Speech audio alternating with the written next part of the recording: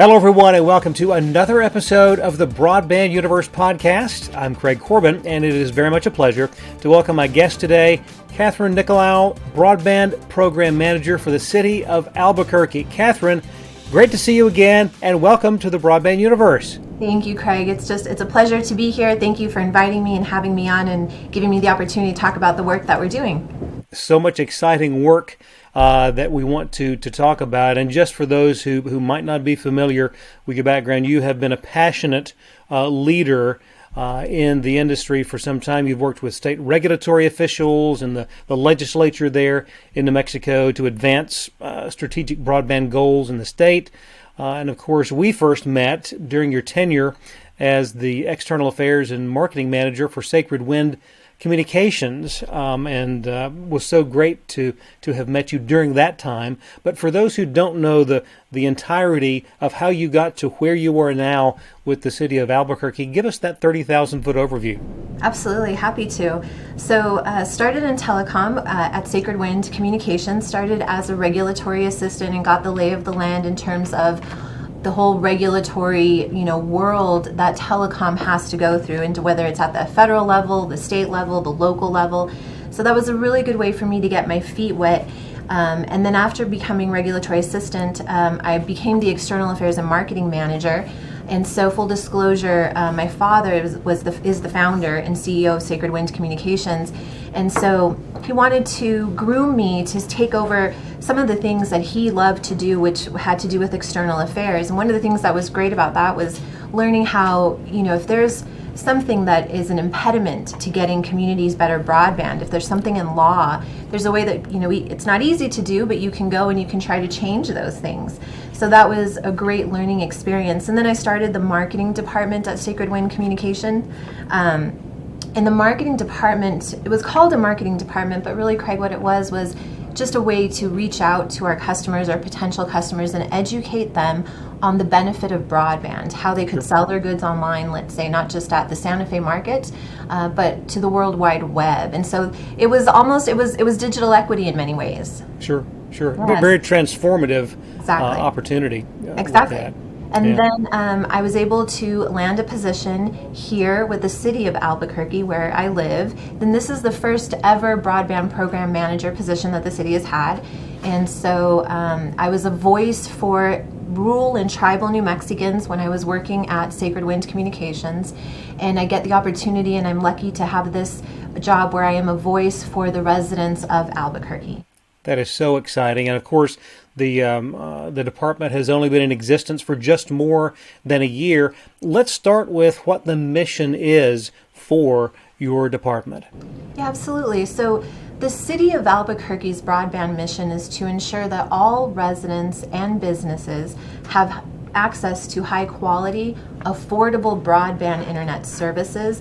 But then, of course, we can't forget devices and resources like the digital equity resources that are needed. And so that can encompass so many different things. As you can tell, I like to talk with my hands a lot. But we look at broadband in a very holistic way. Right. So the four aspects that we're always looking at, obviously, are access, and in an urban area, competition. Of course, affordability. New Mexico, as we all know, is one of the poorest states in the country. And then devices, as I mentioned, and digital equity. So all four things have to be working. We have to work on all four of those aspects together in order to meet these challenges. And so much of that process is educating those in the community about what is available. You touched on it earlier with regard to how that becomes a transformative situation, but I want to get to something a little bit later in the conversation. With surveys that you had done with the city, and the numbers, quite honestly, were staggering. In fact, why don't we go ahead and touch on that? The number of citizens that weren't satisfied. Okay, that probably is something that is on par with many other cities. Tell us about the survey, how that all came about. So we've conducted 2 surveys since I've been here, and the most recent survey shows that, as you mentioned, it shows up about 40% of our residents are not satisfied with their provider, the speeds that they have, or the reliability of their internet service. And so this is something that we are well aware of, hence the creation of this position at the City of Albuquerque. Also, over 70% of our respondents have never heard of the Affordable Connectivity Program. Wow. And when I looked at the Education Superhighways ACP dashboard, and full disclosure here as well, that I know of, the City of Albuquerque is not in contract with or paying Education Superhighway at this time. It's just a really cool dashboard that I like to go to Sure. for resources. It's pretty and shiny. But when I looked at that dashboard, it said that maybe we're at, I think, 36,000 total households in the City of Albuquerque. We have 260,000 total households, I want to say. So it's pretty low for the city. Yeah. Even the village of Los Lunas has a higher adoption rate in the ACP program than we do right now, but that's all going to change. Sure. And then over 50% of the respondents do use the internet for virtual learning and working from home. So that has not gone away. Right. You talk about how this will change. Part of that change are some agreements that I know that have been signed recently that will bring in new providers, new network opportunities for the city. Very exciting. Tell us what you can there. Absolutely. So one of the very exciting things that I work on is negotiating with private companies that want to come into the City of Albuquerque, use our right-of-way, and build out future-proof fiber networks. So these are new networks, right? So currently we have Comcast, we have CenturyLink, but we don't have, and we have fiber throughout the City of Albuquerque. When I say throughout, I don't mean where it's all connected, but there are many areas of Albuquerque that have fiber, but that's fiber to businesses, not fiber to the home. And so what we do in these license agreements, what makes these agreements unique, is we put the community's needs at the forefront of these negotiations and of these conversations. And we put language in these agreements that says, these companies will reach low-income households. They must show us how, what is the plan? And so these areas will not, the hope here is that these areas are not digitally redlined and are not forgotten as they have historically been, but that they will have access to this type of technology. That is such a vital part of the conversation when we talk about connecting the unconnected, bridging the digital divide. For so long, the deserts, if you will, of connectivity have been there, and many legacy providers have been willing to overlook those areas. So I find it very rewarding that was a big part of how the city has approached these relationships. Absolutely, and as a spokesperson for our community, all community members of every part of Albuquerque, it's an honor to be able to bring these conversations to the table and to talk about this with companies. And I was recently, Craig, at a state broadband event this week here in New Mexico, and a person stood up and asked the question, what is the role of communities in broadband? And I get so excited when I hear that question, because I just want to shout from the rooftops, the role of the community is everything. That's where the conversation needs to start, right? Historically, we're used to the role being from the companies telling us, I will service you, but I will not service you. And that's what it was, that's how we took it. But now the conversations come from the ground up, from the communities, where even if they don't have the expertise, the community needs to start the conversation, bring the players to the table, and tell them, here are our needs, and we know that there's funding. Who wants to stand up and solve this? And go from there. Absolutely. And part of that equation, too, with regard to those who have not had connectivity, is access to devices. We talk about digital literacy, digital equity, but having the devices with which to access the internet is a big part of that conversation. Talk about that from your standpoint. So in the summer of last year, we held the city's first Internet Resources Fair at the International District Library here in Albuquerque, New Mexico. And this is a rough part of town with this absolutely beautiful brand new library with so many wonderful resources for this community. And it's like a shining beacon of hope in a rough part of town. And so we held our Internet Resources Fair there. What I did is I brought the providers all under one roof, and then we invited the public so that they could come and learn about the ACP and then decide if they wanted to talk to the companies right then and there. And if they did, the last part of it was actually getting people signed up on premise. But what we found were there definitely were individuals who came and said, I don't have a device, I don't have a laptop, can you help me? And we know that there's nonprofits and other organizations here in the city that are doing that work. And so we very much are looking forward to building out how that program is going to work so that we can help our residents. And so being on the job only 14 months, I haven't tapped into that quite yet, but I'm excited to work on that. That is exciting work indeed.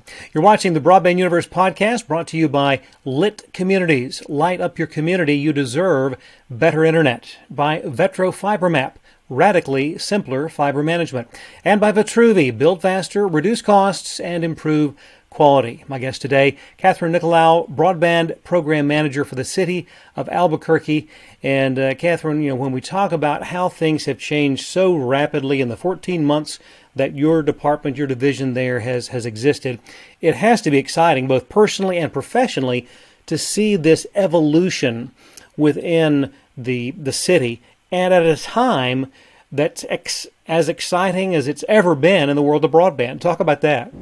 It is. It really is. And I'm excited, too, for a new opportunity. We applied for the FCC's ACP Marketing and Outreach Grant. And we did hear back that we will receive money, I think it's about $400,000 over a 2-year period to increase the ACP adoption within our city. And I'm also a member of our state's Digital Equity and Inclusion Working Group. And what's exciting about that is there's so much going on at the New Mexico Office of Broadband Access and Expansion. And so the work that I'm doing here in the city, we want to make sure that that is complemented by the work at the state level and that we share best practices. But in terms of the ACP Marketing and Outreach Grant, I mean, that's going to be a really big ramp up where we get to design our own program, go into the communities. A lot of states, as you know right now, are hiring digital navigators to go into communities. So it's just going to be this community focus that we continue to have, but bringing more resources to our residents, all for the benefit of New Mexicans today, industry that wants to come to our city, and the future of Albuquerque. Absolutely. And I think one of the other organizations you're part of, the New Mexico Technology Council, you don't have a whole lot of spare time, it sounds like, but there's a lot going on with that organization as well. It is. It's a wonderful organization. As you said, the New Mexico Technology Council. I'm blessed to be a board member on that council. And I did recently hear that we have a call to speakers. So all speakers, anyone listening to this, the New Mexico Tech Council is putting on the New Mexico Tech Summit, September 7th and 8th here in Albuquerque, New Mexico. And it attracts people from all over the industry, all over the community, all over the state, and some from all over the country. So if anyone is interested in learning more about that, I would definitely say visit the New Mexico Technology Council's webpage.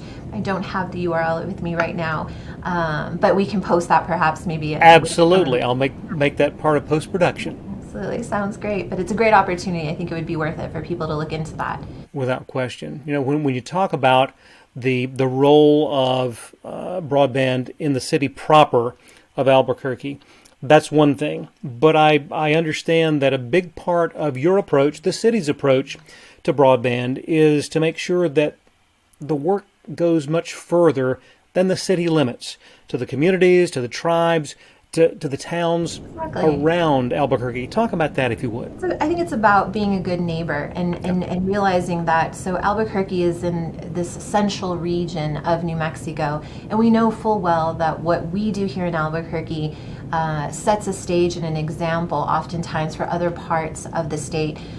We also know as good New Mexicans that when it comes to funding, Craig, most of that funding should be going to the rural and tribal parts of our state, but not to forget there's a lot of similarities, as we know, between people living in urban areas, people living in rural and tribal areas. There's differences, but there's a lot of similarities when it comes to lack of access to broadband. So what we work on here and the successes that we have, one of the things I'm very passionate about and the city of Albuquerque is passionate about is sharing those best practices with the pueblos, the tribes, the other cities and towns that surround Albuquerque, and learning from them as well. Talk about what you have seen even beyond your time with the city of Albuquerque, on how bringing connectivity to those have always been without connectivity. Talk about that transformation for their world. I think it's about living with dignity. And I think that really brings it home for most people when we talk about emergency services and communicating with the outside world. What we're really at the core hitting on and talking about is living life with dignity. And that can mean so many different things depending on the family, depending on where they live, what's important to them, how they want to interact with society. And we know that it's a digital society. Okay. So I think that it brings people hope in many ways, whether we're talking about telehealth or just communicating with someone, the isolation aspect of it, of not having internet. So it is incredibly transformative, and it's incredibly necessary for the future of New Mexicans, the future of Albuquerque, and it's just incredibly exciting. All of our residents have the right to live a life, a dignified life, and broadband is actually a big part of that.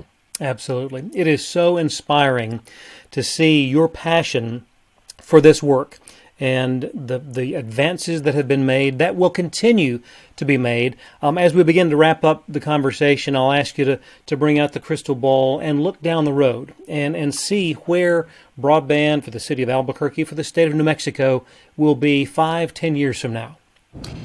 Hopefully 5-10 years from now, the funding has gone where it should go.